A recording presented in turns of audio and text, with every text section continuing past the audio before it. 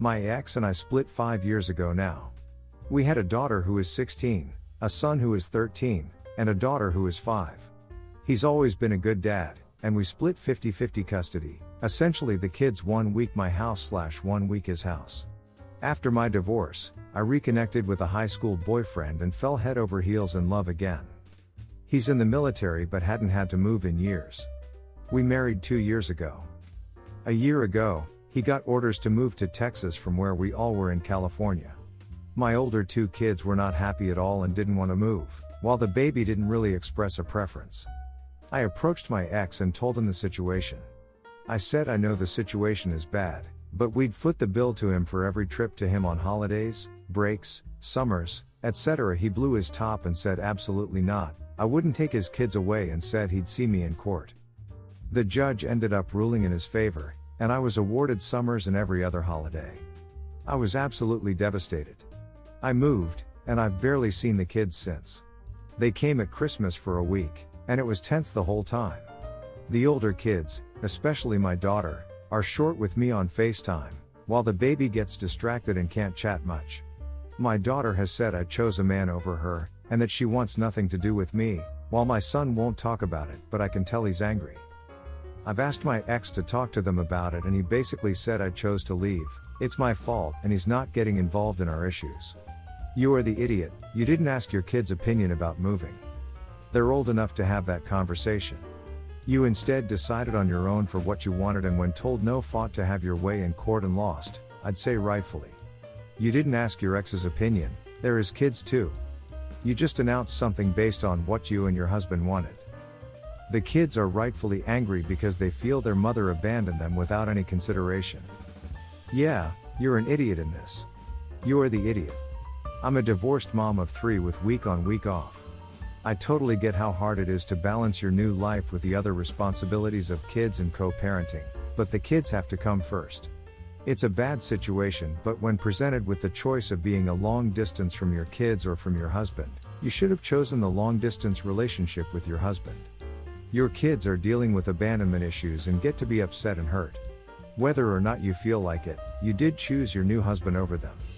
I don't see how your ex is an idiot for not wanting to be a long distance from his kids. Not the idiot. I don't know why your kids are making this into a situation of having to choose between them and the new husband. Do they hate living with their father or something? All I see here is a divorced couple where one of the spouses lives in a different state. The reason they don't live with you is not because you rejected them, but rather because they wanted to stay in California. In my opinion, as long as you reach out to them daily and tender to their needs, visit them periodically, at least once a month, and take care of them financially and emotionally as a parent, I think you're being a good parent. My wife and I were taking an early morning flight out for a mini vacation. As we were about to sit at our assigned seats, we saw a service member in uniform sitting in my wife's window seat. I had the middle. Since it was the first flight out, we wanted to get a little sleep, but my wife really can't sleep on a plane unless she's at the window. Plus, we paid around $600. As we approached our seats, he was already snuggled in the seat as if he was also going to get some sleep as well. When I asked if he was in the correct seat, even though I knew he wasn't, he said, "Do you mind if I just sit here?" With a very smug look on his face. It was as if he assumed I would say yes. I kindly said no. He then replied, "Are you sure? You can have the aisle." I turned to my wife to see what she thought, and she shook her head to say no. So again, I said no, thanks. After that, I heard a couple of other passengers say to just let him sit there. He just stared at me after that and still didn't move. Maybe he was expecting that I would give in after hearing those comments. I then sternly asked him to please sit in his assigned seat. He finally complied but was obviously annoyed. I overheard those other passengers saying I should have let him sit there.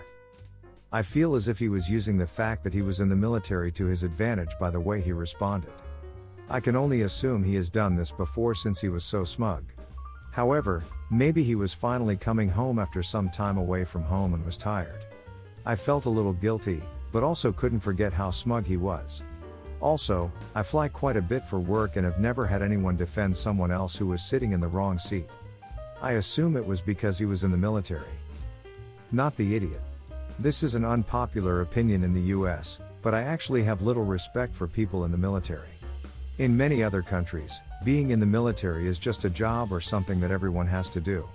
Our military has not been part of a noble cause since World War II, and just because you choose to go to a dangerous job for an organization that has committed truly horrible acts for dubious reasons, my lie always comes to mind, but the list is endless, doesn't mean I have to respect you at all. Not the idiot. My youngest daughter is in the military and hates to go off base in uniform because it draws attention. She doesn't feel like people should worship her or call her a hero just because she chose the military for her career. I do believe we should respect our military. I mean, they have made a commitment to pay the ultimate price if they are called up to the line.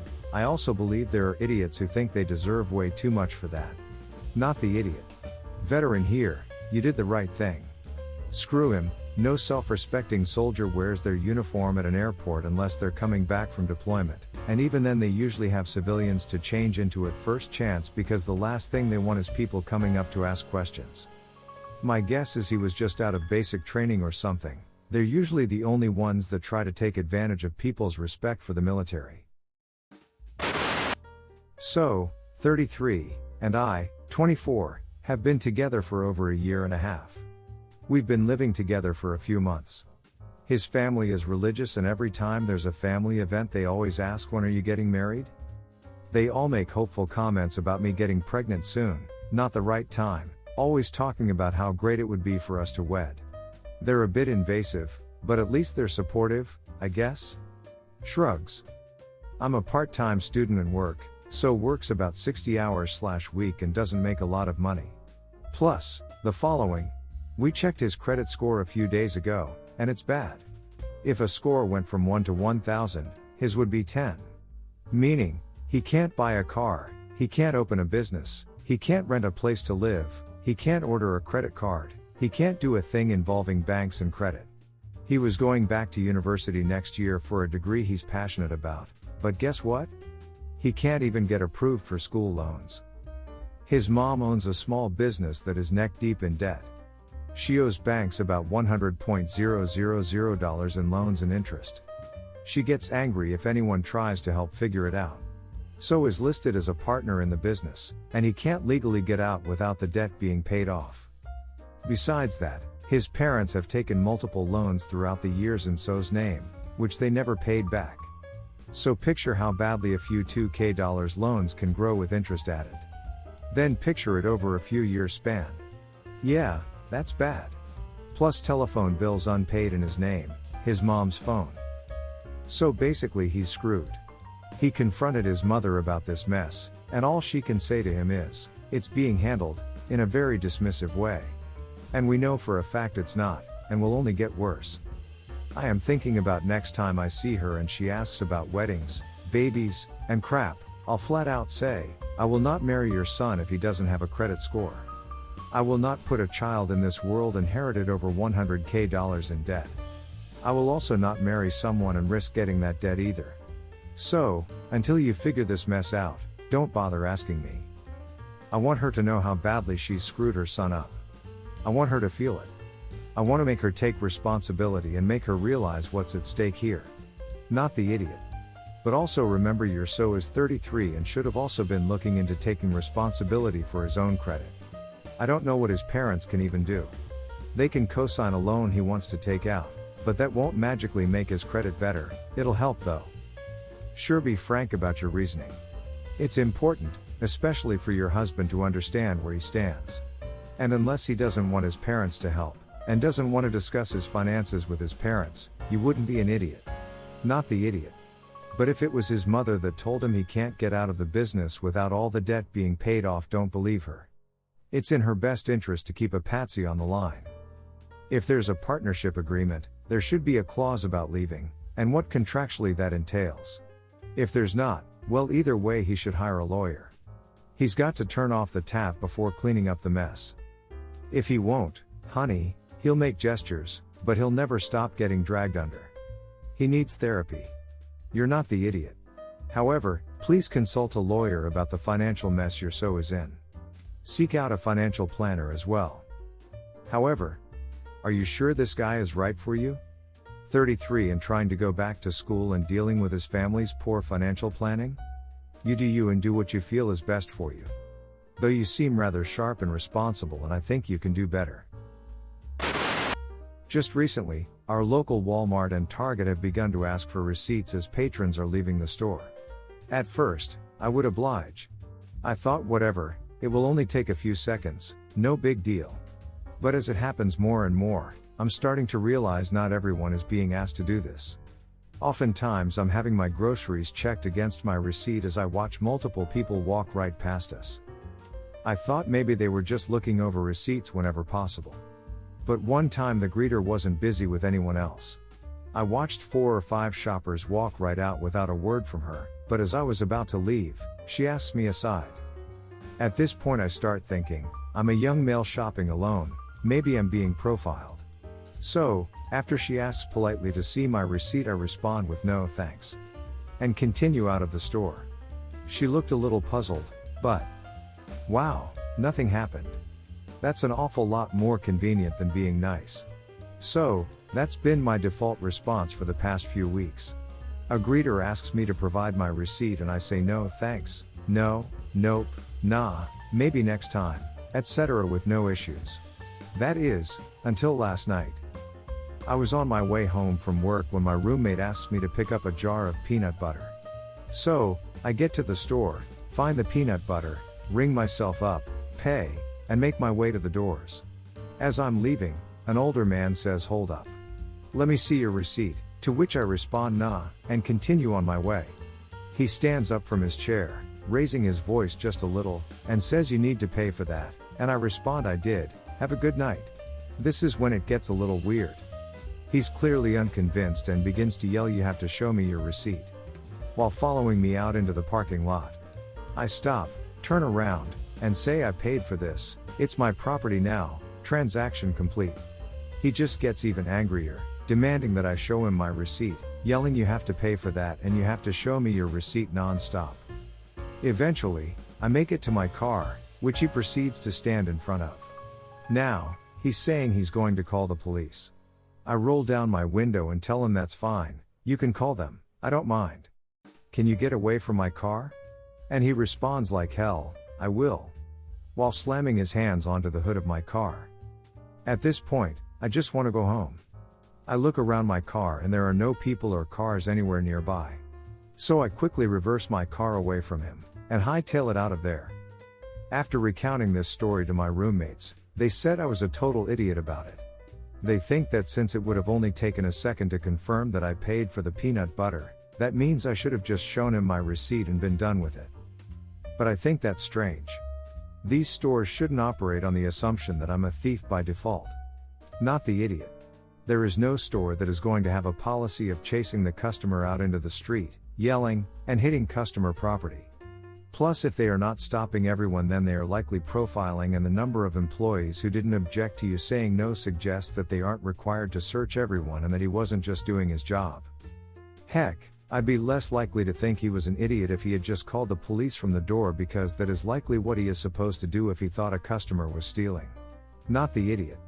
The last dude was clearly on a power trip over something because he lacks control over other areas of his life.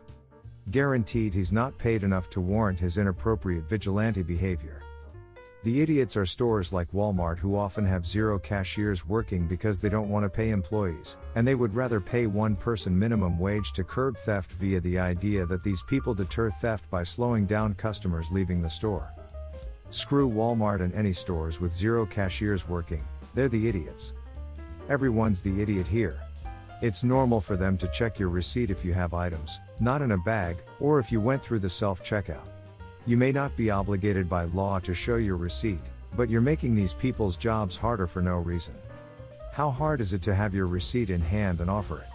Like that's such a strange hill to die on, just show them the damn receipt. Obviously, that greeter is the idiot too, because he had no right to follow you out, and I'm pretty sure that's against policy. My parents divorced when I was 3 and went into separate marriages.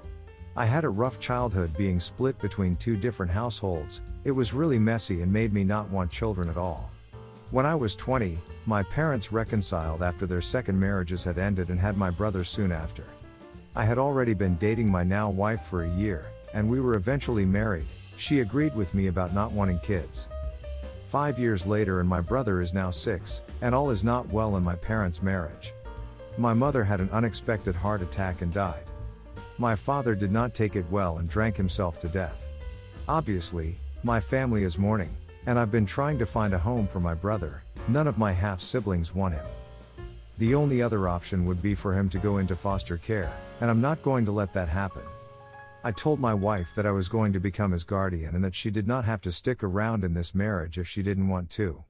She did not take it well and is furious that I would choose my brother over her.